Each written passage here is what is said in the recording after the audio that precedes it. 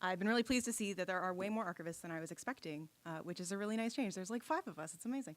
Oh, where's the button? There it is. Okay.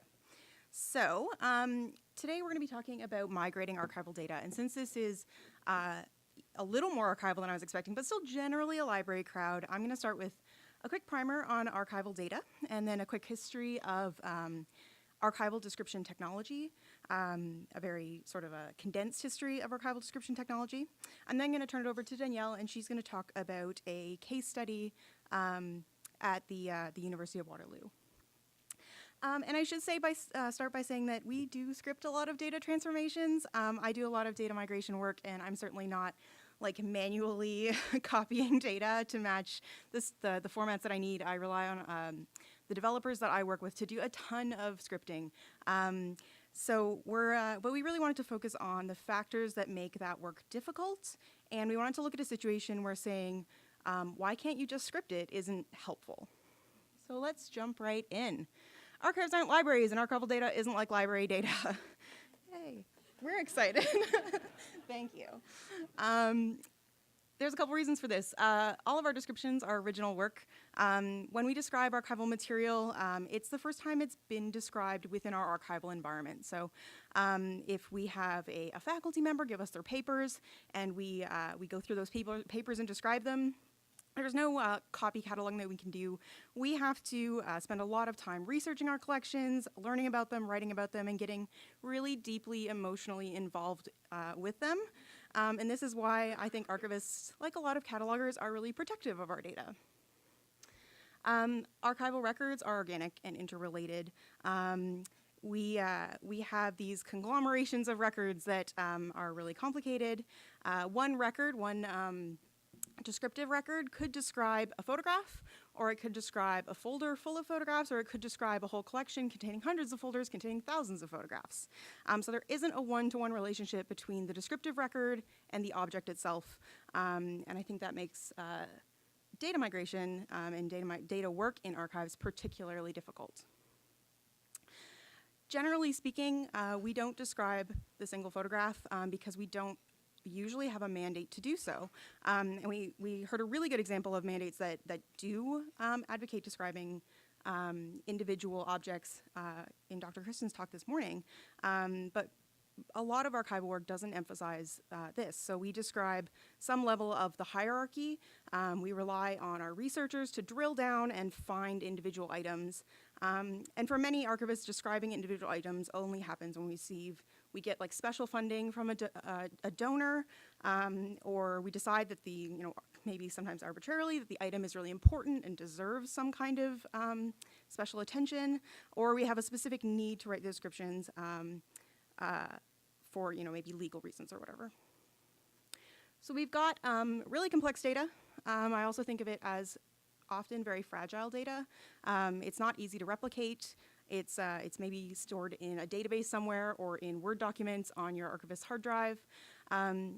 So surely we should be really concerned with standardization, and I think that this is true.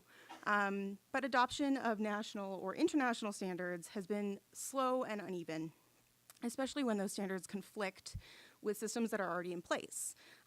So in libraries, where cataloging standards have been shared by institutions for decades, where you've been working with standards like AACR2, or obviously more modern ones, but that's the ones I'm going to reference, and that's the only one I know because I'm not a librarian. That's not true. I did take one bibliographic description class, so I know what I'm talking about. But archives, for a long time, we didn't have those kind of widely accepted standards that were used by lots of institutions. So a lot of archives, obviously, developed internal systems that were used by their institution, sometimes across all collections, sometimes they were collection specific. You described this collection in this way using these fields, and you described this collection in a completely different way. So over the past, say, 40 years, there's been a lot of progress in this area, but adoption of technological solutions to support standardized and machine-readable data has been even slower. So this is a very, very brief history of archival description and archival description technology. This is in no way comprehensive, and it's a very, very Canadian perspective. I'm only really looking at a short period of our history here. Oh, my slides got unformatted a little bit. That's okay. So in 1990, the rules for archival description are released. We refer to it as RAD. It makes for a lot of good puns. We really take advantage of that. In the mid-90s, institutions start adopting database solutions to take place of their paper records. And this certainly isn't like, some institutions are doing it. There's lots of institutions in the mid-90s and up until today who still rely on paper records, whether that means cards, whether it means finding aids printed out in binders, whatever that might mean. But we start seeing these database solutions in the mid-90s. In 1995, I just like this because it's called HyperRAD, and that's fun to say. We have a hyperlinked version of RAD, so we can actually like click on hyperlinks and get to sections of this 200-page standard that we have to use to describe our records. It's pretty fun. And then in the late 90s, 2000s, we have specialized archival management software kind of appearing on the scene. Pretty exciting stuff. In 1998, we get encoded archival description, we get XML in the archives. And I think this is really important for the kind of work that I do because it's the first time that we have archival data that is machine readable, that is encoded, that we can transfer. In 2001, the International Council on Archives publishes a report that recommends that a standardized open source tool for encoding archival finding aids is built. So they want to have this standardized system that is open source, everyone can use, that it will encode archival finding aids.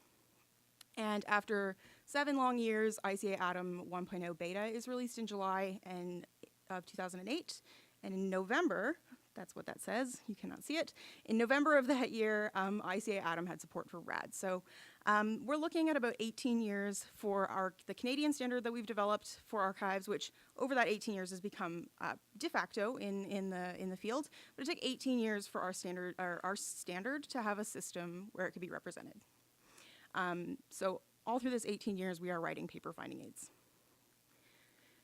And this is the slide I'm going to finish on. It's a bit unfair because certainly that there are tech-inclined and progressive and forward-thinking archivists among us up on this stage and in the audience and online and everywhere. But I really like it because I think there are parallels to what we're talking about today.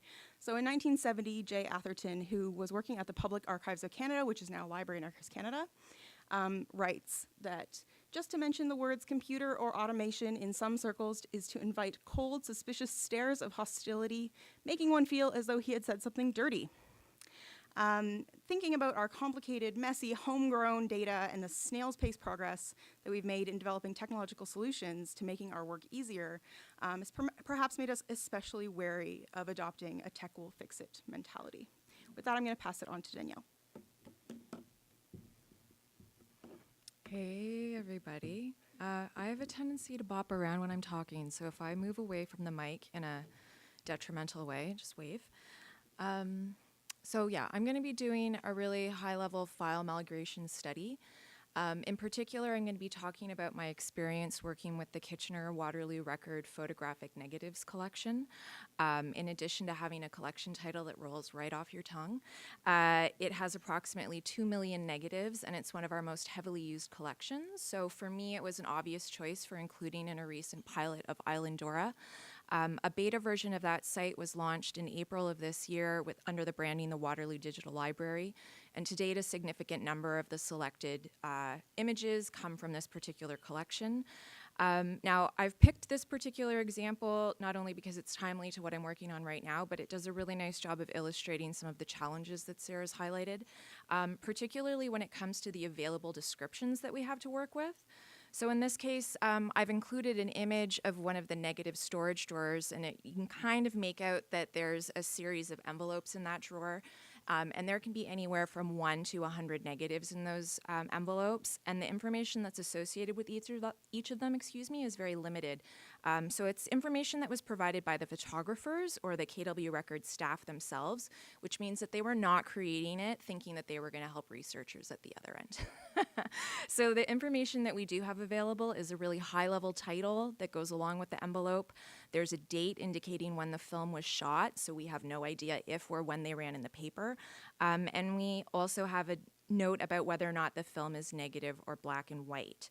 Now, to illustrate why there's been a lot of time and mental energy on my part and my colleagues in thinking about how we can get this online, I have a quick exercise. I've also gotten the 5-minute warning, so it's going to be really quick. I got to change myself here. So could you just take a moment to think about what you might expect to find in an envelope from 1953 with the label St. Agatha Orphanage?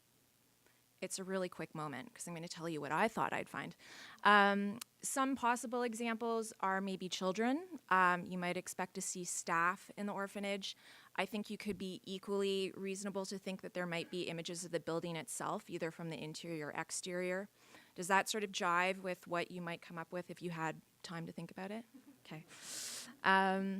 So, with that said, did any of you think to find a man in a butcher's apron sharpening a knife?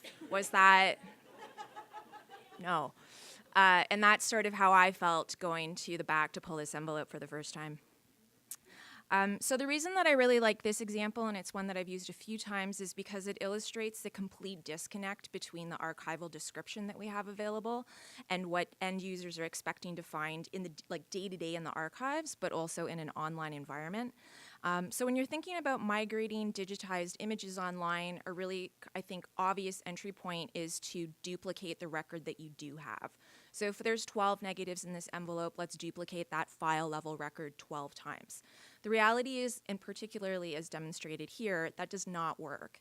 One, it's confusing, and two, it suggests that the staff screwed up, that somewhere along the line we put butchering photos up online with the St. Agatha Orphanage title, and it doesn't jive. So for me, in approaching this project, I've had to think about how I could be efficiently creating item-level descriptive records, given that it is impossible to ever describe each image. I've also had to think a lot about how I could be introducing keywords that would be meaningful to both staff and end users. At the University of Waterloo, we're celebrating our 60th anniversary this year. So we're getting a lot of requests for photos for retirement parties or for when buildings were constructed. There's lots of different scenarios there. Kitchener-Waterloo is also going through an incredible tech boom right now, which has brought a lot of new businesses online. They're often taking over historical factories or kind of smaller storefronts. And as part of that repurposing of the building, they're very interested in including images of the original purpose for the building. And then finally, I think in trying to consider all of these points, I've also had to be really intentional about how I can do this work without spending the rest of my career on it. This is but one collection that we have at the university of several hundred, and I can really only do so much given those parameters. So my end goal in talking to colleagues and sort of talking to myself, to be honest, was to go to the source. And for me, in this case, the source was going to the newspaper itself. So I walked to our highly underused but incredibly valuable, incredibly valuable microform room, and I started pulling films from particular months and years when I knew we had images shot during that period, and I manually looked for photos that were identified as being taken by the paper. Now this obviously sounds, I think to me, research intensive, but it's been incredibly valuable. So in this particular example, you can see, actually it's kind of really blurry, but I'll tell you, we find out that all of these butchers were at the orphanage not because something terrible was going to happen, but because they were doing an incredible community service. These were people volunteering their time, coming to butcher, so that the orphanage would have access to meat during the winter months, which is incredible, right? That's a type of context that I, as an archivist who thought that I could do original description, would never hit on. And not only do we have an idea of what's going on, we also get the names of the people involved. So now when someone comes to the archives and says, you know what, I'm looking for a photo of my grandfather, he was a butcher, I don't have to say, no, we don't have photos of him. Actually, he attended this butcher bee and he did a really great thing, so that's happening. So we're really short for time, so I'm just going to skip over a little bit of this. But what I've provided here is a kind of side-by-side comparison of how this plays out once it gets into the Waterloo Digital Library, which is, again, an Islandora instance. So at the very bottom of the screen, our gentleman in the butcher's jacket is there. it could be a little difficult to see, but there's also a published bracket. So not only was I able to get names and information about the event in these photos, I was also able to confirm that they ran in the paper. So I've put designations on all of the scanned negatives from that envelope that either they did or did not ran in the paper. And then to the right, there's a snippet. It's not the full MODS metadata view, but there is I think a good part of it that indicates that I have identified the people, why they're there, the date that they ran in the paper, and I've also very clearly identified that I have lifted this information from the newspaper. I am not in any way suggesting that the library has done this original work. We're giving a nod to the newspaper because it's an incredible resource and we're making use of that. So to wrap up and to circle back to the purpose of our talk, in this case, scripting was really kind of not helpful. Having said that, I do have some incredible colleagues in the Digital Initiatives Department at the University of Waterloo, and they've been really helpful in providing tech-based solutions when and where it makes sense. One is doing batch XML file creation from the spreadsheets that I tend to spend most of my time in. And they've been also really great in terms of respecting my expertise as an archivist. So one of the challenges in working in archives, particularly in academic libraries, is that we are very often expected to completely understand library inner workings, including the politics, feelings, and policies that go along with managing collections. It's very often the other way around. And so I think sometimes we do come off as cagey and really passionate, but there's reasons for that. And part of it is that we have a history of sort of being undervalued and our expertise questioned. And so in terms of thinking about how you can help our colleagues, they don't necessarily have to be archivists, but working with special collections, I think it's important to listen to where they're asking for help instead of assuming that they have not heard of OCR. That's that, and I don't mean that to be glib. It sounds that way, but that's genuine. So to wrap up, I want to thank the Access organizers. Sara and I are both thrilled to be the archival content, or at least a small part of it. And I also want to acknowledge and really express profound thanks for being here in Treaty 6 territory. It has been completely humbling to look out. I'm sorry, everybody online. It's just beautiful here, and we are really, really thankful to be here. Thanks.